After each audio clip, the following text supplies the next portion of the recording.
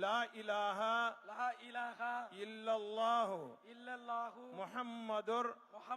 ரசூலுல்லாஹி அல்லாஹும்ம ஸல்லி அலா முஹம்மதின் வ அலா ஆலி முஹம்மதின்